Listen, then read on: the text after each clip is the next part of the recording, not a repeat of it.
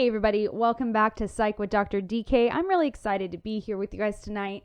Tonight's topic, we are talking about just because of you. And I think of the Kelly Clarkson song, Because of You, where she says, because of you, I never stray too far from the sidewalk. That song, I just had to insert some vocals in there. But I think of this concept that we often get into is that because of someone else, we can't be or do anything. And I know this often happens with past situations and past trauma. And there are some situations and trauma that is caused because of somebody else.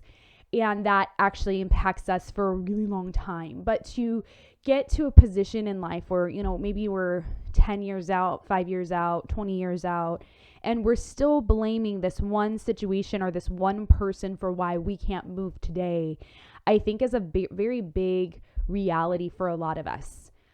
I think of a lot of different people in my life who have just said, like, I have let this situation hold me back from trying new things. I have let these words from these people hold me back because I believed them. I've let this feeling hold me back from working out or eating healthy, or, I have my eating disorder because someone said this and that's their fault, but I'm not doing anything today to change it. This is hard stuff. This is a lot of hard stuff and real stuff. And I think this is where counseling can come in and I know so many people hear that, and I plug counseling in a lot, not because I'm like, hey, come see me, I'm a therapist, because I'm not a therapist. Congratulations, your friend Dr. DK is a researcher, not a therapist. So we can talk about things. And I'm not downing counseling, because counseling has been so good for me, and counseling has been my saving grace of working through some of those traumas so it didn't hold me back. But I know a lot of other people who have benefited from counseling and just working through the emotions of what they have felt and the trauma that they have felt. And counseling is such a beautiful thing when you find the right counselor. So when we think of a situation when we are in counseling, it often means that we have to dig deeper. And sometimes what happens is it comes out that we're like, well, because of my dad or my mom, I didn't go to college, or I didn't go to that trade school I wanted to go to. I wanted to do cosmetology and I never started my business. And it was because my parents said no. And you're 20 years after, and I'm like, but you still want to do that, and you still aren't doing what you want to do, but you're holding that long-term, pointing the finger at someone else. And I think there's this danger with us allowing these kind of things to happen in our lives where we're just blaming everybody else. Maybe, there was a lot of damage done. I don't know your personal story, and you might be rolling your eyes, but my personal story is really hard too.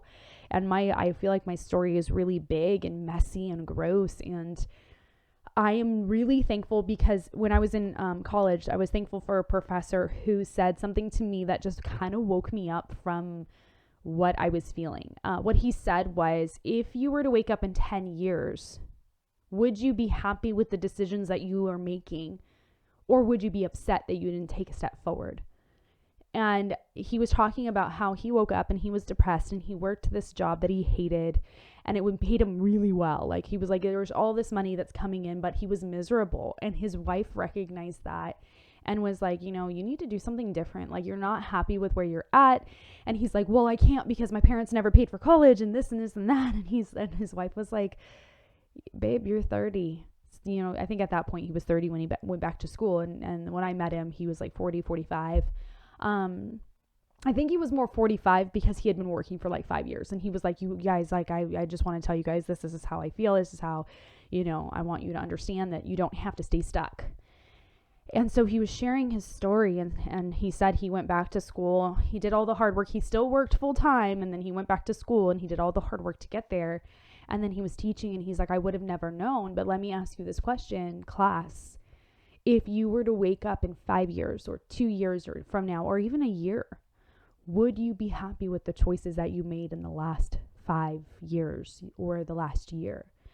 And that kind of woke me up, because I was like, wow, like, I'm not happy now.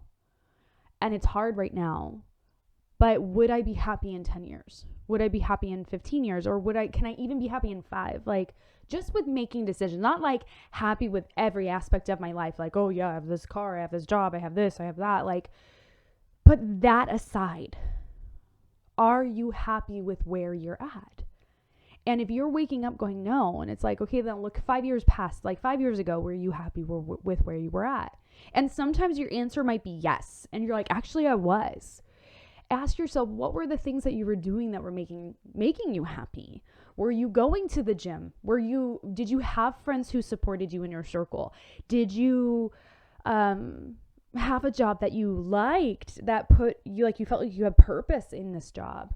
Like, these are the questions you should be asking yourself. And then if you're like, well, no, I just didn't have responsibilities, I'm sorry to tell you, but you're going to always have responsibilities. And so instead of pointing the finger and being like, because of you or because of this situation, I can't be happy, you need to stop telling yourself that. And oftentimes I think when we lose parents, like if we're, some of you guys know that I grew up in the foster home system at 16, but before that I was kind of bouncing around, and me and my siblings, we took care of each other. Like, that was our role in our life, and that was our purpose, was to feed children and to take care of them and to be parents as young children. And I remember the first time that I was a parent to my sibling, where we had a buddy system, and I had my brother, and he was like 6 months old, and I'd wake up with him at 3 o'clock in the morning. I'd change his diaper and I would feed him. And I remember feeling this, like, I'm not happy, just not happy. And I was 9, and this was like real unhappiness. And then, a same feeling happened that at 19 in this class, when this professor was like, hey, like, you have a decision to make. And I kept in those moments, I was like, well, I can't, because my dad and my mom, they don't help pay for me. I'm living in my car, and like, I'm homeless. I'm just not where I need to be. I'm not happy with where I'm at, and nobody's helping me. And in that moment when he said, like, you have to make those choices, you have to get up and do the work. Like, you can't keep pointing the finger at somebody else. I was like mind blown, and my brain was just like, what? Because that was the first time I think I heard someone say, like, you are not a victim just because you got hurt. Like, you have a choice to stay in this upsetness and to stay at pointing the finger at someone else and saying because of you, or you can get up and say, you know what, even though you did that, I'm still going this way because this is going to make me a better person. And just because you failed doesn't mean I'm going to fail too. And it's not, and please hear me, so many people are going to be like, oh, they put that fire underneath you.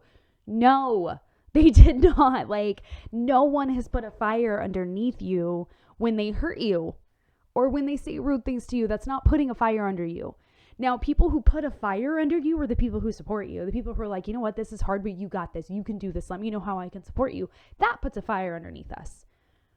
But people who sit there and say that because of your brokenness, because of your hurt, that puts the fire under you to motivate you to change. No, it doesn't. It discourages you. But I have a choice in the matter of staying where I'm at or moving forward.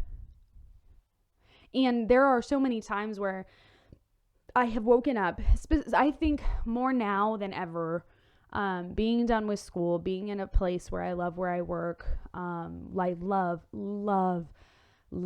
teaching and helping students. I love being able to speak to foster care kids and just be like, hey, here's some encouragement. But there's this thought, this process in my head of, am I happy now, and am I going to be happy in 5 years? What am I going to do today to still help make myself happy in 5 years? And the biggest thing for me is my faith. Am I spending time with God and working out? Am I feeding my body what it needs to have food wise? Am I working out to give my body the strength that it needs? In my mind, am I telling myself like, hey girl, you did a good job. Like, you worked really hard. And then am I reaching back to other people and being like, hey, it's this way. Am I living in purpose? And when I live in purpose and live on purpose, I'm going to turn back and just be like, okay, I'm living on purpose. I'm not just sitting here being like, well, I can't be anybody because so-and-so screwed it up for me. I have choices I have to make, and those choices are going to be hard. And to get where I need to go, it's going to suck. Life is going to hit you in every direction. But at some point, if you stick to what you want to do and you stick to the plan and you stick to trying to get to a place of being content with where you're at, and looking forward to the future, you're going to find happiness. Now, let me say something, because people are going to be like, well, Denisha, you can't be content with where you're at and also want to fight for a better future. Wrong. You absolutely can. So being content means you're content with what you have, not with where you're at, not with what has happened to you. So let's get that out of the way. Being content means you are happy with your life situation. Like, you're content with your house, you're content with your marriage or relationship, you're content being a student, you're happy with who you are. Now, when you are always telling yourself, well, if I just got here, I'd be happy, that's not contentment. But when you are saying, I have goals and dreams that, one day when they happen, it's going to be great. But right now I'm content with who I am and where I'm at. But I'm also going to strive to do good and be a good person and to do good. And I know I said that twice, because we got to do good a lot more than we have to realize. Like, sometimes we just have to keep doing good because this world is a mess. But when we are living in a life where we're saying, because of so-and-so, because of that situation, I can't move forward, you're stifling yourself. You are putting roadblocks in front of you. And I'm going to tell you right now, so my parents haven't been around since for a while. My dad, it's been 7 years, and my mom, it's been 15 or so. And I have a choice every single day to say, because of them, I'm not going anywhere with my life. Absolutely, I could just be like, you know what, because they screwed me up emotionally, mentally, because they screwed me up spiritually, because they screwed me and didn't help me pay for school, and because they kicked me out and they did all these things and we ended up in foster homes, I could literally say, because of that, I'm going to just I could have stayed in my car at 19 and been homeless. And guess what? A lot of people would have been like, no wonder you're living in your car. No wonder why you're homeless. No wonder why you can't keep a job down. Your childhood was a mess. But I didn't want to stay there. And I know so many other people. I get so encouraged by other people's story. And my story, I think when we're in our story, we really don't understand how awesome it is to see someone come out of something like that. We're just kind of like, yeah, I just had to do what I had to do. So what? It's a big deal. And it really is. But when we hear other people who make it, it encourages me, because it's just like, man, I am so excited that you had decided that being in where you were emotionally, mentally, spiritually, physically, whatever it was, wasn't where you wanted to be. And you've worked really hard to get there. And I think one of the misconceptions that we have when it comes to success is $1 million mansions and all this stuff, old school American dream, right? But I think when we've made it, we can look and say, I've made some hard choices and I've done a lot of hard work to get here. And I'm just really happy with the fact that I stepped forward. I might not be fully content with where I'm at. There might be things that I'm still missing in life and wanting in life, but there's this satisfaction of I'm where I'm supposed to be. And I fought really hard to get here, and I still have a battle to fight and a mountain to climb, but I'm just really content with where I'm at, versus staying in this victimhood of this is all I'm going to get because someone else didn't do it for me. And this is the hard part. This is something that our society will not say. And I'm just going to say it. At some point you have to stop crying and you have to get back up. And at some point you have to get moving. At some point you have to stop blaming everybody else and start realizing where you're at right now is 100% in your control to get out of. I was 15 when I started living on my own, and I was jumping house to house. It took me till 28 years old to finally find stability. Now I'm 32. And I can literally look back and be like, damn, this has been hard. I am so glad I didn't stay on the floor. And so in my own life, I wish that more people would be like, hey, don't stay where you're at. Where you're at, you're not happy. Where you're at is hard. Where you're at is, it sucks, but just try to find the hope tomorrow. Try to get back up, get back into the boxing ring. And I think what happens is we get tired of getting knocked down. We really do. And I know I have. And I honestly, like, when I'm in a season where I'm just getting knocked down, it feels like I'm in a boxing ring. And like, I turned around to get some water and someone's like, boom, punch to the head. I'm like, I'm down, and they still keep hitting me. That's how life feels. And it's so much easier just to be on the floor and be like, I lost the match because I was blindsided by a hit. Versus being the person who's like, you know what? You blindsided me. Guess what? I got back up and I beat you. Not physically, like, please don't go beat somebody up. But just like metaphorically, like, let's use metaphors, guys. Let's use an analogy. But you know, you got back up and you got back in the game. And there, you know, I think of just a lot of different people. Like, I think of a lot of different people who have been through the ringer, and they're just like, I didn't want to give up. I didn't want to blame everybody else. Like, yeah, that happened. Yeah, that was their fault. Yes, that was in their control. But guess what? Now it's in my control. And I'm going to do this. And if you miss 100 shots of the shots you don't take, if you're just going to sit back and you're just going to, like, there's 100 opportunities out there and you don't take a single one, you're going to miss every single one. But if you go out and you put 100 applications in and you try 100 times and you only get one success, that's one success that you got. And I think when we sit back and we're just like, well, we can't move forward because, you know, I was abandoned at 5, or my parents beat the crap out of me. It's like, no, you have an opportunity to move forward, but what you have to do emotionally is heal. And that takes time. But at some point you got to get up and you got to go. You got to get up and you got to fight. You can't sit back and blame them forever. And it really is hard because a lot of people that I know are in this boat where they're just not happy with their life. And they're just like, well, if so-and-so didn't break up with me 7 years ago, I would have been on this great track. And it's like, they broke up with you 7 years ago and you're still crying about when they broke up with you 7 years ago. That sucks. But when are you going to start saying, you know what? That doesn't have a hold on me. I'm going to keep going. That is up to you, my friend.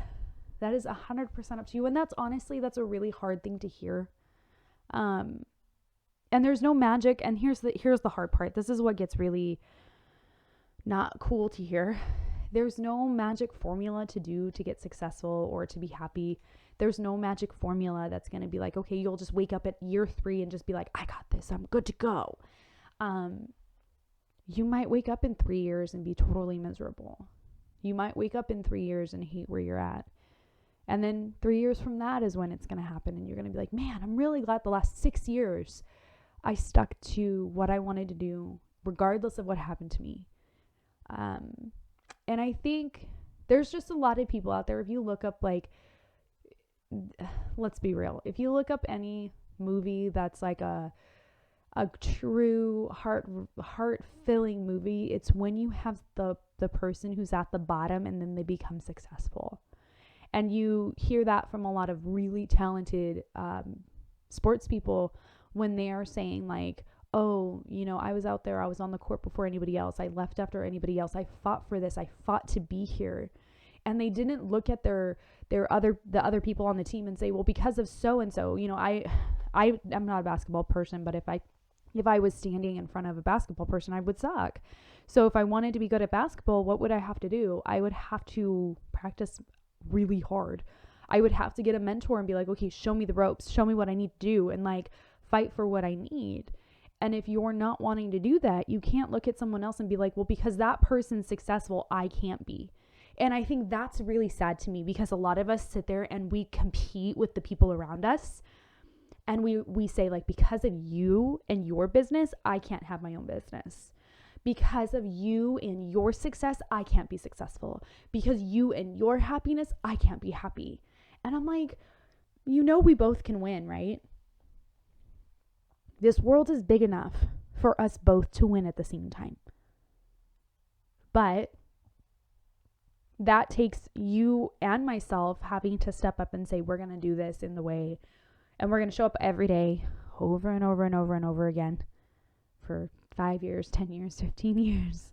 We have to get up and we have to move. And the hard part is when we're looking at changing our life, when we're looking at going in the opposite direction of what we have grown up in or the abuse that we have faced, we're going against the norm for our family. And that's an uphill battle by itself. So at some point you have to say, like, hey, I can't have a healthy relationship because I got my heart broken when I was 17. Like, are you choosing the same kind of people, or are you bringing damage to the relationship? Are you working through that? Are you working at the relationship itself? Like, yes or no? Well, no. Then you can't blame your 15 or 17-year-old broken heart for your current relationship problem. Especially if it's not the same person doing the same thing over and over and over again.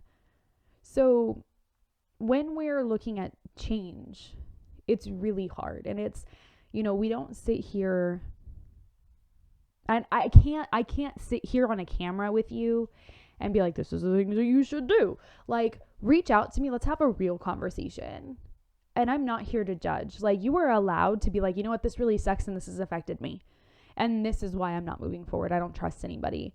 But if you're really wanting to trust people and you're wanting to move forward, you're going to do the hard work to get there. You're going to go to counseling. You're going to pick up that class. You're going to pass the class. You're going to do the degree. You're going to start the business. You're going to do whatever it is. And so in that, there's this thought, especially with foster care stuff, is in my head, my journey has been foster to PhD, from foster care to PhD. And I wrote a book about it called From Foster to PhD. And my hope is to create hope in other people that it's from foster to blank. Like, it's fill in the blank. What do you want to be? And my encouragement to you is, what would you want to be? Like, from broken to healed, from lonely to connected, from hopeless to hope. Like, fill in your blanks and stop looking at it and saying, well, because I was abused when I was in my childhood, I can't be happy today. Because it's like, the reality is you have a lot of healing to do. And the reality is that healing is going to feel really crappy for a long time. And the reality is that is a lot of work ahead of you. But the reality is, if you're not still in that situation, you can't keep saying, well, I can't be happy because this thing happened over here. You have to work at where you're feeling right now so that in 5 years or 10 years, you can be like, you know what? I'm really glad that I dug into the ugly to see the beautiful again. And I think that's why it's so dangerous to be like, okay, because of you, I'm and that song from Kelly Clarkson is when she's saying, like, because of you, I can't basically step. I have to, like, walk along the sidewalk. Like, I can't step off or around it. Like, I can't move. And it's like, how about we change that by working on healing, to be able to say, you know what, even though you did that didn't encourage me, it hurt me, but because you did that, now I'm doing these things to protect myself so that I can move on, and I can learn to trust people, and I can learn to be happy and content and fulfilled and find my purpose, and not be stuck in this, well, woe is me, it happened and I'm going to stick here and stay here. Because that, you're not going to be happy with that in the long term. You're going to wish that you were just like, man, I wish I had worked on my trauma and my hurt and my pain and my past so that I could be enjoying the present right now. And so I can also enjoy the future. So yeah, because of you, pointing the finger is a dangerous, dangerous, dangerous thing. And I know how hard it is to work through those things because I've done it. But I am so glad somebody looked at me and said, hey, D, like, I'm going to let you know, girl, like, your pain is a mess. It is a mess and it hurts. But you don't have to stay in that. You can work through it, and you will find happiness if you do the hard work. So I want to tell you that whatever you're trying to fight for, you can find happiness and you can be content. But you have to work through the messiness first before you can move forward. And do not stay in your messiness. Don't stay down in the ring. Get back up. I want you to get back up, because there's so much more to life than being broken. And I hope you hear that. And I hope you hear that above everything else. So I hope you join me next week. Next week, we're going to be talking about the dangers of self-diagnosing. Bum, bum, bum. Yeah, Join me next week at 6 p.m. on Friday, and we'll dig into that topic. Have a great night.